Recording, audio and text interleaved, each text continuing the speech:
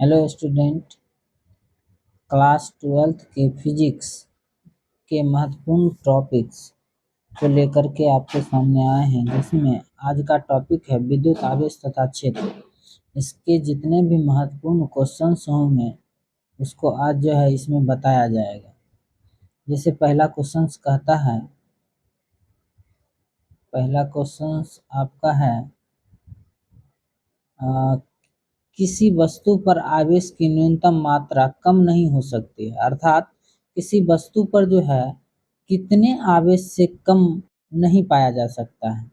तो हम आपको बताए थे आवेश के क्वांटमीकरण में Q बराबर होता है प्लस माइनस Ne।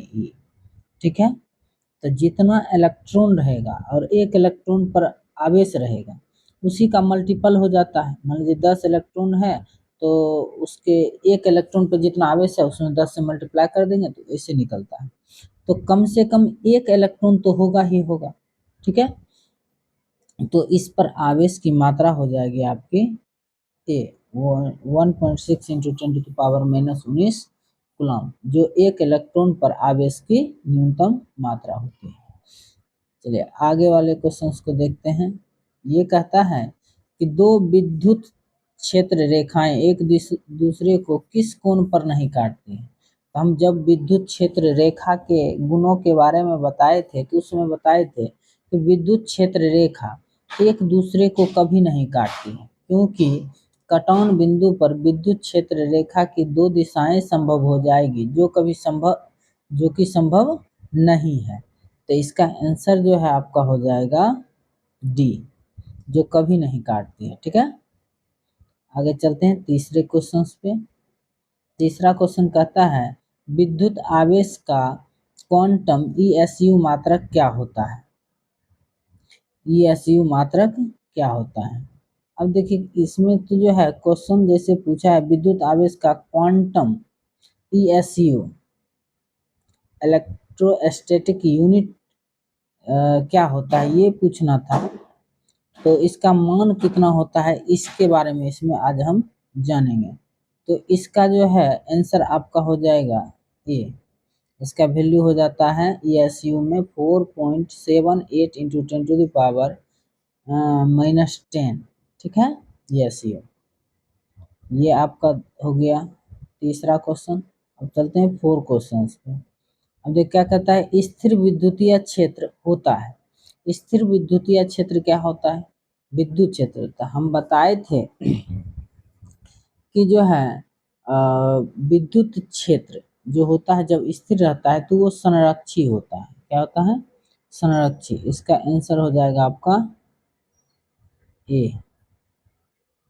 ठीक है, आगे जब हम चलते हैं तो क्या है 5 नंबर क्वेश्चन क्या कहता है एक ही पदार्थ के धातु के दो गोले ए और बी दिए गए हैं, एक पर प्लस क्यू आवेश तथा दूसरे पर माइनस क्यू आवेश दिया गया है।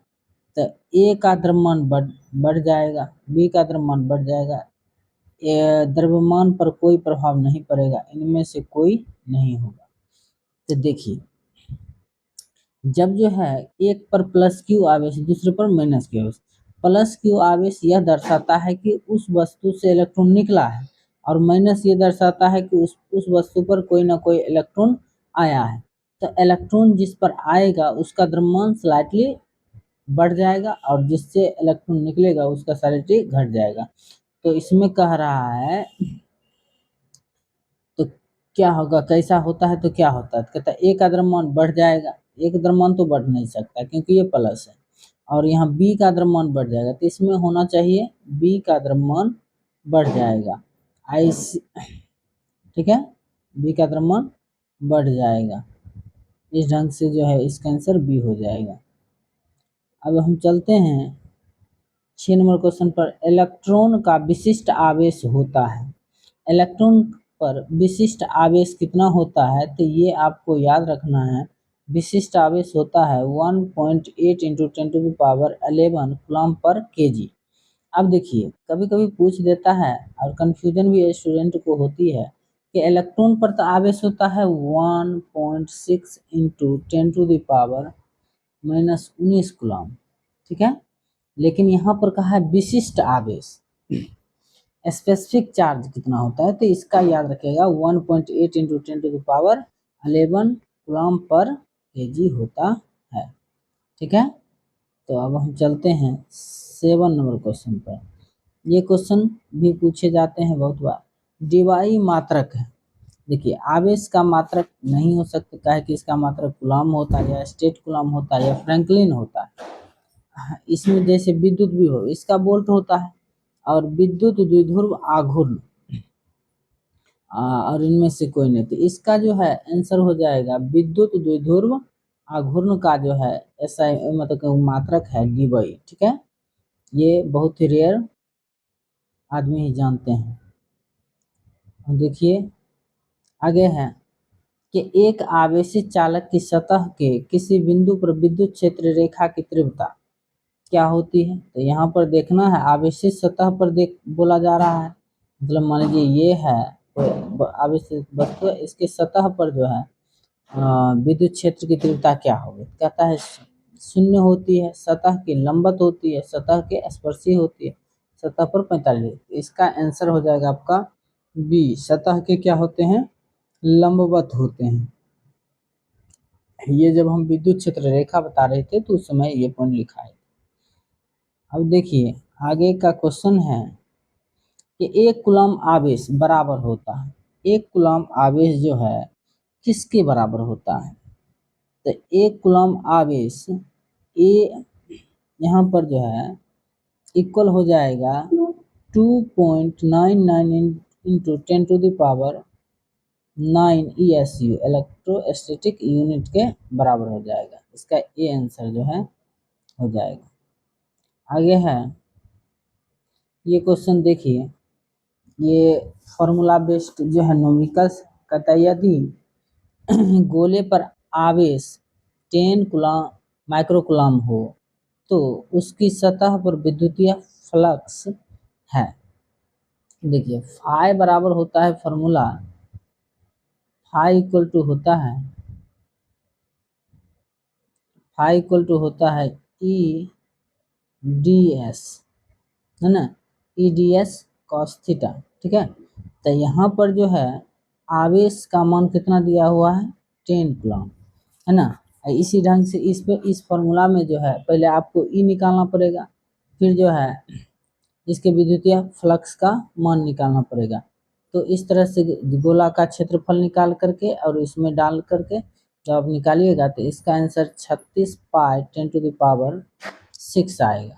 ठीक है, ये कर लीजिएगा, क्योंकि इस पर जो है करने में हमको नहीं होता है तो हम सिर्फ फॉर्मूला लिख के बता दिए इस पर।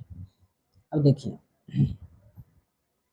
इसका आगे देखते हैं कि विद्युतशीलता का मात्रक होता है, विद्युतशीलता जो होता है उसका मात्रक क्या होता है। तो विद्युतशीलता का जो देखिए विद्युतशीलता या तो के से डिनोट किया जाता है या एप्सिलॉन नोट से। एप्सिलॉन बराबर होता है, एप्सिलॉन बराबर होता है कूलम्ब स्क्वायर प्रति newton metre square, coulomb square प्रति न्यूटन मीटर स्क्वायर, कूलम्ब को सी लिखेंगे, कूलम्ब स्क्वायर पर न्यूटन मीटर स्क्वायर।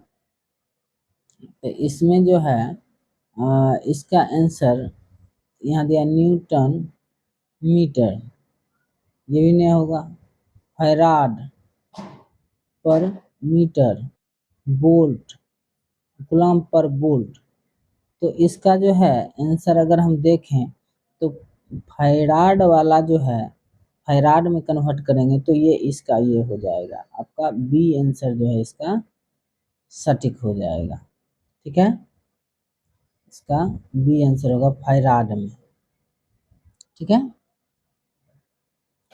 तो ये जो है क्या है कि फैराड जो होता है विद्युत धारिता का मात्रक होता है C बराबर Q बटा V निकलता है, उसी से जो है ये फैराड पर मीटर में कन्वर्ट करके आंसर दिया गया है। ठीक है, आगे है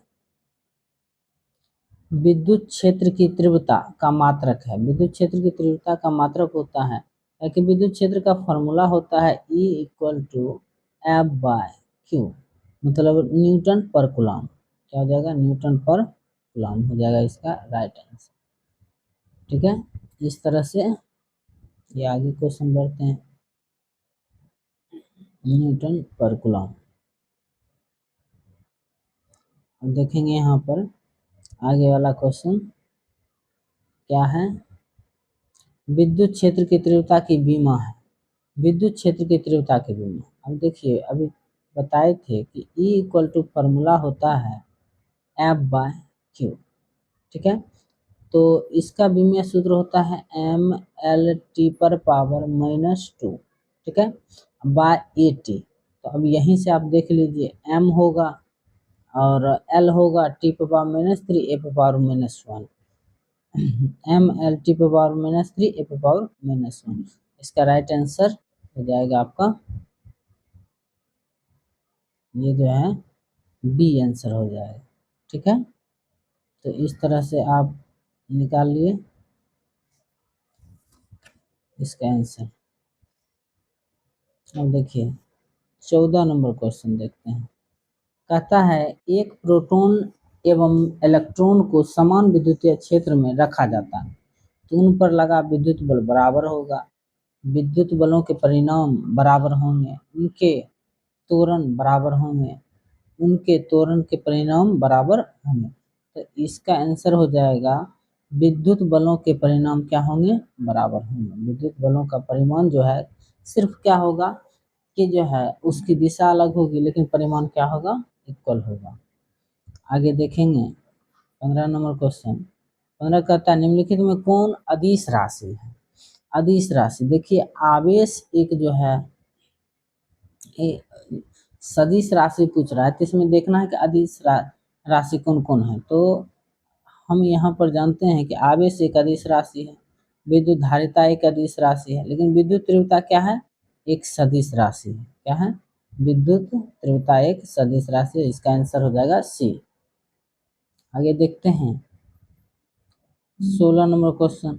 विद्युत विभव का मात्रक वोल्ट है और यह तुल्य है, मतलब कि ये किसके बराबर होता है, तो ये होता है जूल कार्य बटे आवेश, मतलब जूल पर कूलाम के बराबर होता है। ये जो है जूल पर कूलाम हो जाएगा, ये इसका राइट आंसर हो जाएगा।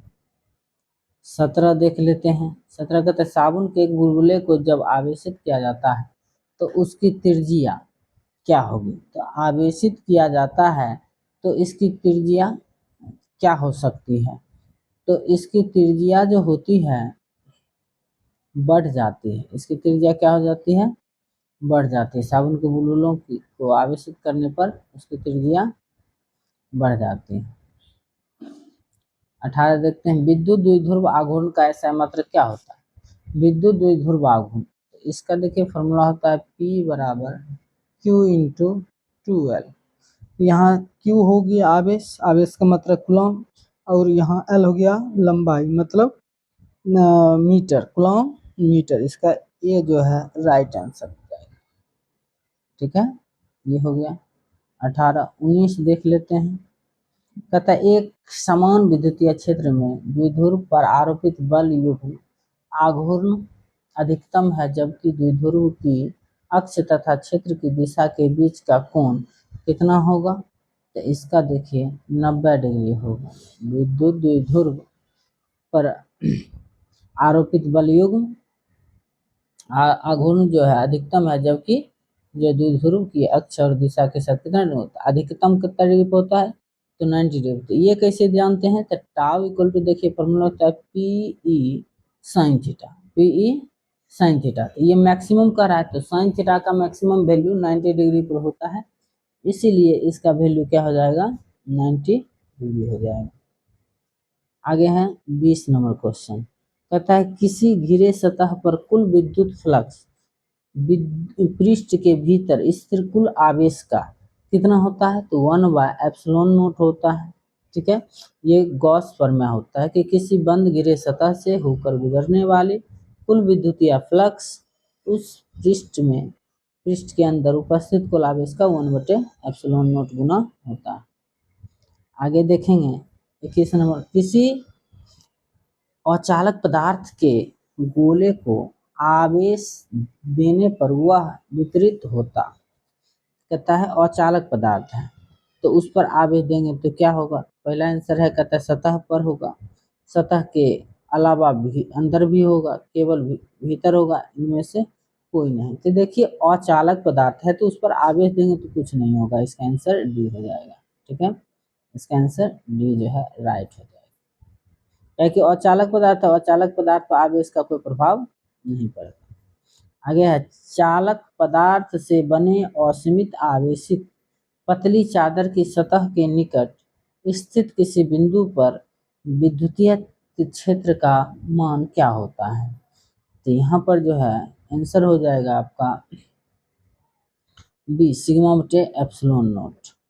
ये जो है गॉस प्रमेय के अनुप्रयोग में बताया गया था समतल आवेशित चादर के कारण। ठीक है, तो इस प्रकार के वीडियो को देखने के लिए मेरे चैनल को जो है सब्सक्राइब कर लीजिए।